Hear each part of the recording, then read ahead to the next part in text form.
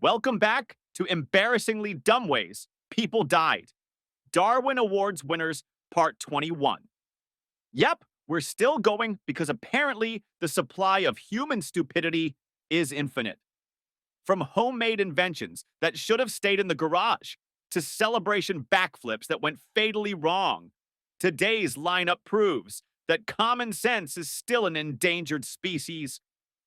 And hey, if you're enjoying this series, hit that subscribe button. I've got a dream of reaching 100,000 subscribers, and with your help, we'll get there faster than a flat earther in a homemade rocket. Number 1. Young love. Moving in with your girlfriend is supposed to be a magical time. You get to split rent, share a Netflix account, and argue about whose turn it is to do the dishes. But for one 18-year-old, this romantic milestone was overshadowed by a tragic case of gravity always wins. To celebrate the big move, he decided a simple high five or champagne toast was too boring. No, he was going to do a backflip. Inside his apartment, spoiler alert, apartments are not gymnastics arenas. Mid-flip, his trajectory turned from Cirque du Soleil to 911 emergency call in milliseconds. He landed head first, causing a brain bleed, and sadly died a few days later. The lesson? Love may lift you up, but physics will slam you right back down. Number 2. Yes, that Felix Bombgartner, the man who once jumped from the stratosphere, broke the sound barrier, and lived to tell the tale, met his match in a powered paraglider. This wasn't supposed to be a high-risk stunt. It was more like Sunday hobby in the sky. But when you're 60 feet up with a motor strapped to your back, a light breeze can turn into your arch nemesis. He lost control midair and crashed, not into open ground, but into a hotel pool. You'd think that landing in water might save you, but not when you arrive at roughly car accident speed. The irony? He survived the most extreme fall in human history, only to be taken out by what's basically a flying lawn chair. Number 3. Picture this. You're at a bodybuilding competition. The stage lights are bright, the crowd is roaring, and in walks the junior world champion. Muscles rippling, confidence at 110%. But instead of walking on stage like a normal human, he decides to wow the audience with a backward somersault. Here's the problem. Muscles don't make you immune to neck-breaking physics. He launched into the air and landed squarely on his head. The crack was not the applause he was expecting.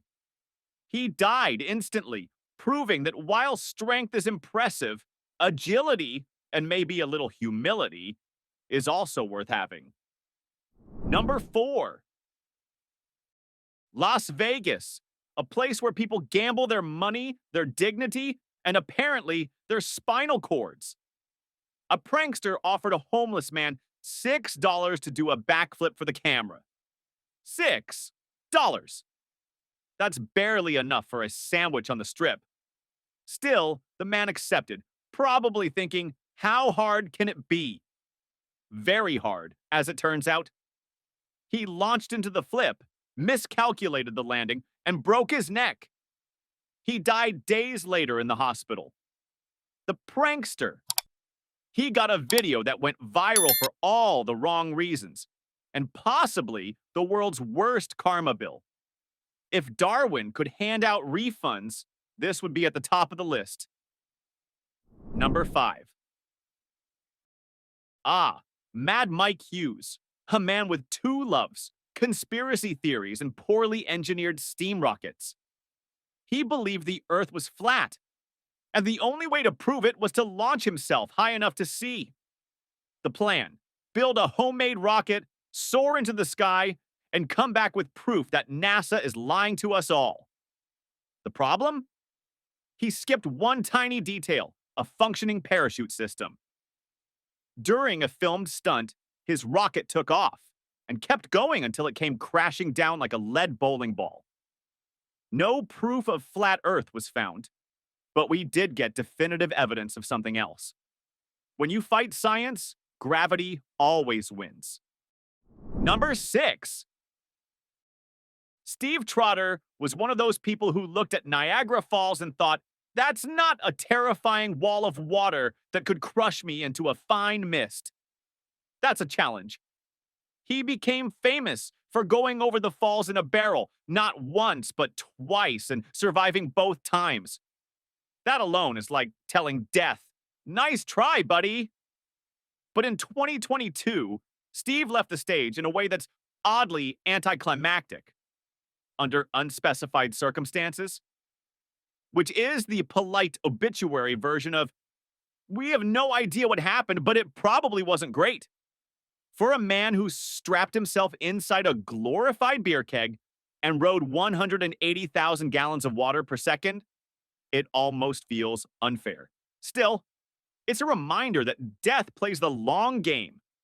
You can dodge the big dramatic finish, but eventually the credits roll.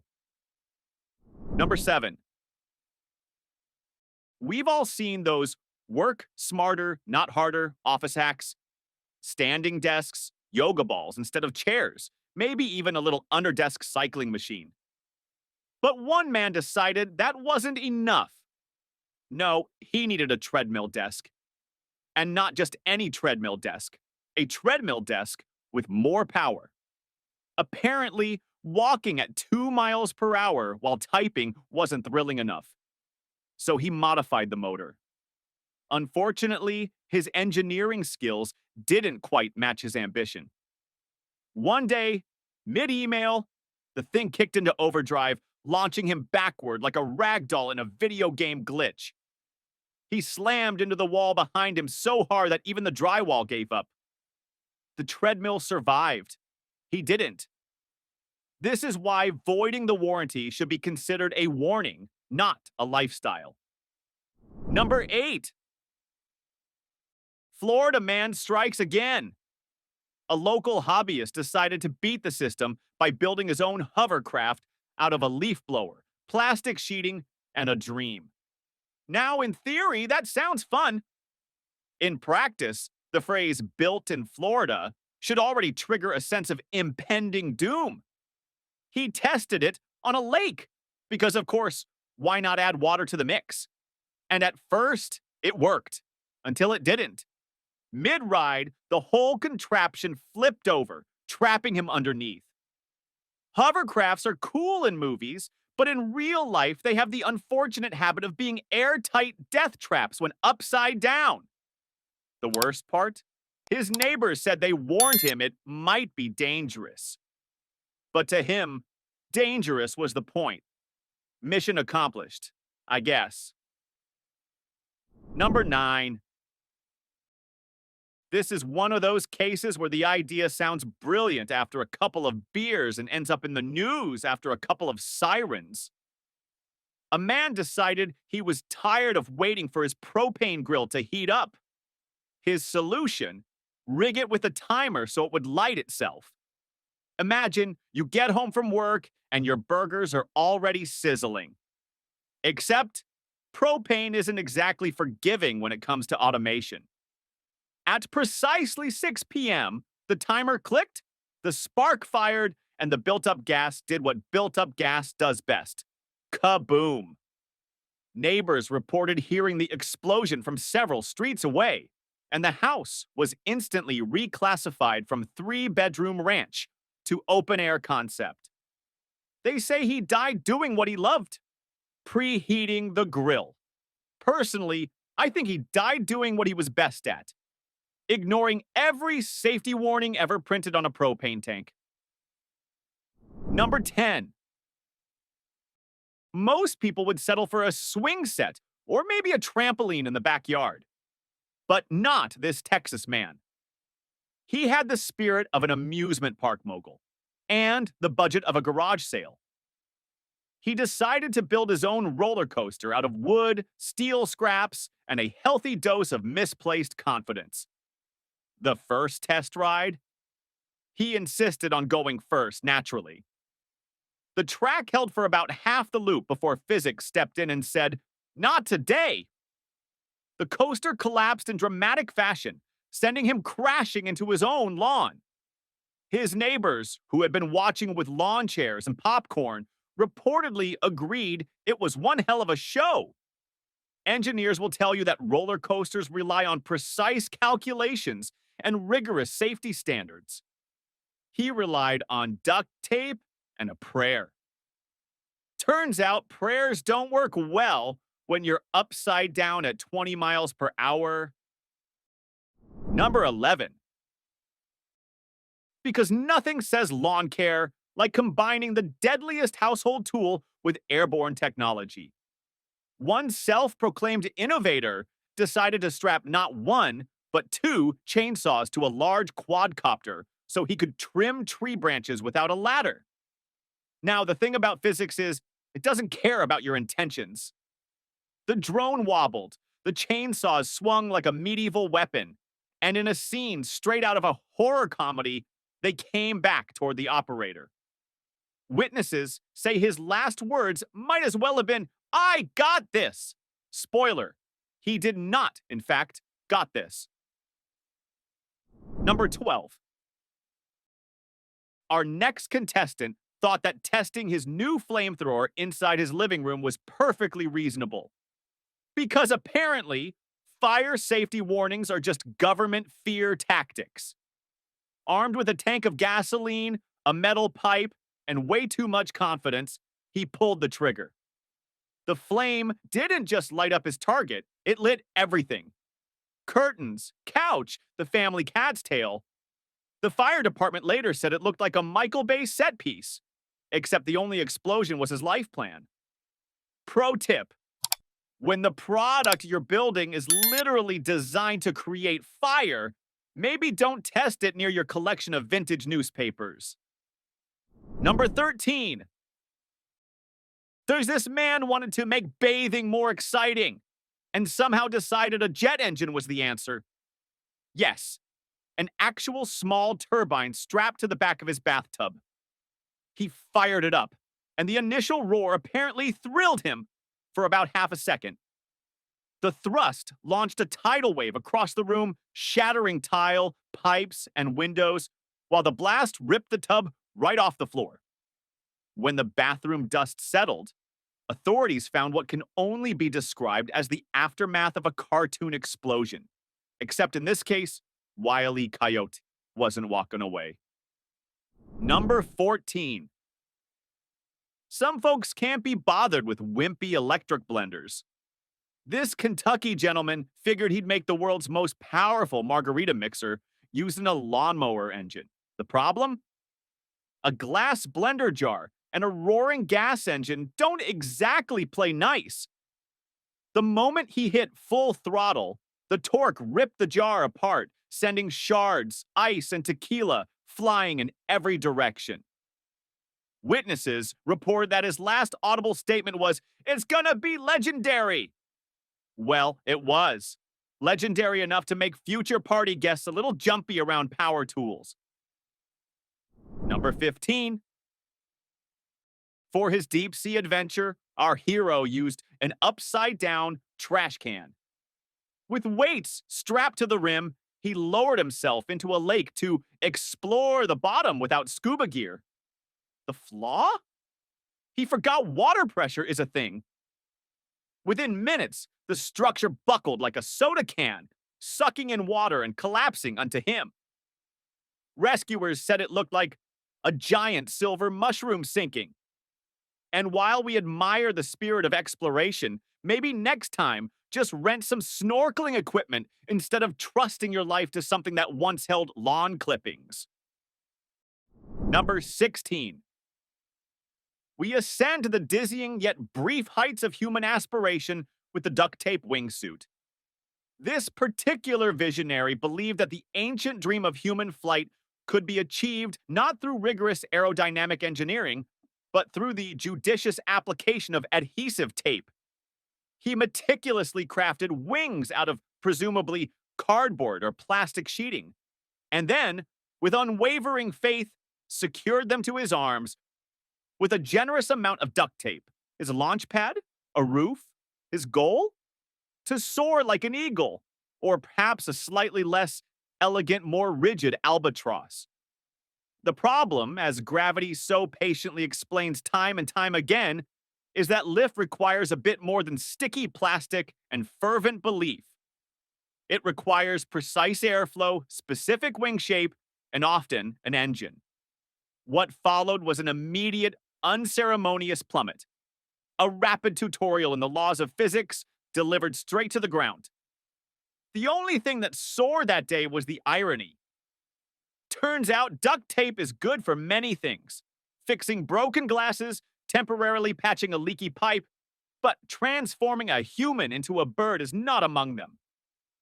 Number 17. Now for a shockingly bad idea from the farm, the electric fence test. A farmer, presumably a seasoned individual with a deep understanding of his land and its quirks, decided to personally verify the functionality of his electric fence. Not with a voltmeter or a simple touch from a gloved hand, or even by just observing if the cattle stayed put. No, this agricultural innovator chose a truly hands-on, or rather, stream-on approach. He urinated on it. It's a method that, while perhaps born of a moment of peculiar curiosity, demonstrates a profound lapse in judgment regarding basic conductivity. Water, and by extension urine, is an excellent conductor of electricity. And an electric fence, by its very nature, is designed to deliver a powerful, deterring jolt. The circuit, unfortunately for him, was completed with lethal efficiency. He got his definitive answer. All right. The shock was immediate and utterly final. It's a rather grim reminder that some scientific inquiries are best conducted from a safe distance, especially when dealing with live wires and bodily fluids. Number 18. And now we dive into the murky depths of another household hazard with the pool vacuum death. Someone, in a moment of either blissful ignorance or profound negligence, decided that it was perfectly safe to swim in a pool while the automatic pool vacuum was diligently going about its business. The innocent-looking robotic cleaner, designed to suck up debris from the bottom, doesn't discriminate. Its powerful suction, while efficient for cleaning, becomes a formidable, inescapable trap when applied to a human limb, or worse, a torso. The victim, unaware of the lurking danger, became ensnared underwater. What began as a refreshing dip turned into a rather permanent and tragically quiet deep-sea exploration. It's a chilling reminder that some convenience devices, while seemingly benign, can become instruments of demise if treated with insufficient caution. The pool, in the end, was clean, but at an unspeakably high price. Number 19. Next, we encounter the astonishingly direct approach to forestry known as chainsaw tree felling. This wasn't some rookie with a dull blade. This was a logger, a person presumably trained in the delicate art of persuading large, heavy objects to fall in a specific, non-human crushing direction. Yet, in a moment of what can only be described as profound directional disorientation, our lumberjack decided that the optimal felling strategy involved cutting the tree directly toward himself. Perhaps he envisioned a heroic last-second leap, a nimble sidestep worthy of an action movie hero. Or maybe he just had an incredibly optimistic view of his own reflexes. Trees, however, are rather unyielding to wishful thinking, and gravity, as always, is a stickler for the rules. He didn't dodge in time. The ensuing impact was less a timber and more a thump, followed by the definitive sound of a career and a life coming to an abrupt, flattening halt. It's a harsh lesson. When a several-ton object is hurtling towards you, a polite request to move is rarely sufficient. Number 20. Then there's the frosty folly of the frozen lake car stunt. In the grand tradition of individuals who view natural phenomena as personal playgrounds, a driver decided that a vast, frozen lake wasn't just a picturesque winter landscape, but a prime opportunity for some automotive acrobatics, specifically drifting. Because nothing says master of my domain like spinning a heavy vehicle on a precarious sheet of ice. What this enthusiast seemed to overlook, or perhaps just arrogantly dismissed, was the inherent fragility of frozen water under the stress of several thousand pounds of rapidly accelerating metal. Ice, it turns out, has its limits. The glorious slide quickly became a terrifying plunge as the ice cracked under the strain, sending the car and its intrepid driver on an unscheduled deep water exploration. The drift turned into a dunk, and the thrill of the moment rapidly transitioned into the icy chill of regret. The car sank. The driver, hopefully, gained a newfound respect for phase changes of matter. Number 21. Our next entry is a testament to the DIY spirit, albeit one fueled by a combustible mixture of ingenuity and insanity: the chainsaw scooter. Some brilliant mind decided that the mundane, pedestrian existence of a standard scooter was utterly beneath them. What it truly needed, they reasoned, was more power. And what better source of power than the high RPM two-stroke engine of a chainsaw? So, with wrenches, bolts, and an alarming disregard for personal safety, a chainsaw motor was jury-rigged onto a scooter frame. The sheer audacity. For a brief, terrifying period, it actually worked great. The scooter screamed down the street, probably leaving a trail of exhaust fumes, noise complaints, and bewildered onlookers. It was a Frankenstein's monster of backyard engineering, a testament to what happens when can overrides should. But like all good Frankenstein stories, it ended rather dramatically. It worked great until it exploded. Because a chainsaw engine designed for intermittent, high-stress cutting is not really built for sustained, high-speed propulsion, especially not when bolted to a vibrating, unstable contraption. The inventor, unfortunately, became intimately familiar with the explosive force of poorly contained gasoline and rapidly disassembling machinery. Number 22. Venturing into the wild, we encounter the classic man versus beast scenario, but with a particularly avoidable twist: the shark feeding dive.